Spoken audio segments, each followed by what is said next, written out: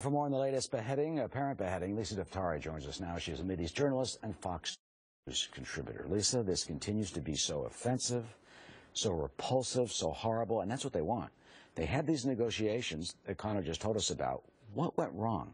Well, the only way that this could have went right is to basically furnish the demands of ISIS or any other terror organization. And what do they want? They want ransom money, which would make them richer and richer, and we already know that that's a problem.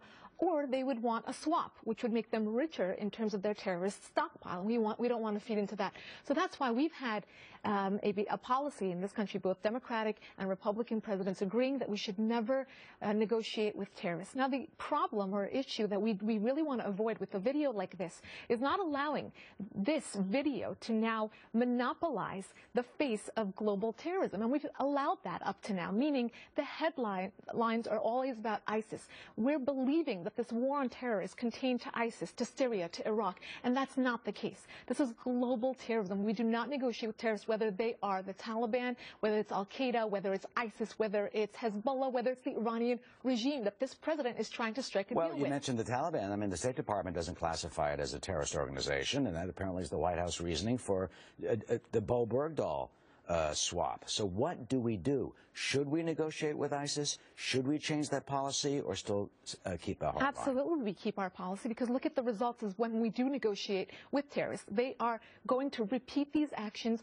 over and over again. And if we go back to the Taliban, while we're busy talking about the designation of whether or not the Taliban should be on the terror list, they go forward with their agenda. And look at the Gitmo 5 that we released. Already one has been caught communicating back with the Taliban. And what does the Pentagon and White House say this week? They say that we believe that they are still in Qatar. We believe that they have not gone back to the battlefield. And what they should add to that sentence is that they haven't gone back to the battlefield yet, because we already know that they're communicating. We already know that we're allowing, when we swap these terrorists, when we're negotiating, this is human currency. They're asking for their terrorists back so they can replenish their stockpile of top terrorist leaders. It is so tragic, and it continues, and they have other hostages. But let's read now to the statement of the president just releasing. We're getting this from President Obama. Quote, "The United States condemns the heinous murder of the Japanese citizen and journalist Kenji Goto by the terrorist group ISIL.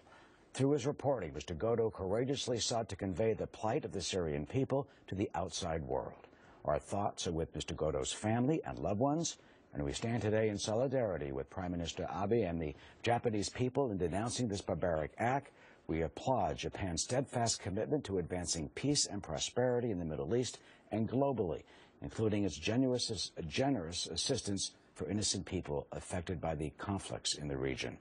Standing together with a broad coalition of allies and partners, the United States will continue taking decisive action to degrade and ultimately destroy ISIL."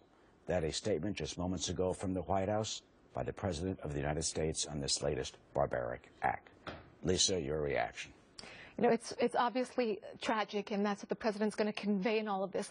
But what we'd like to see is that there is a comprehensive, a united front, not only with the U.S. and its allies, but right here, a nonpartisan look at what the war on terror should look like.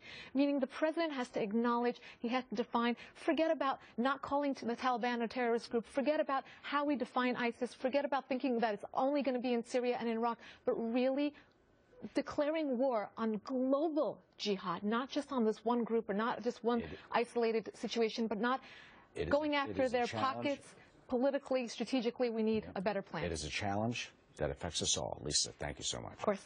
Martha?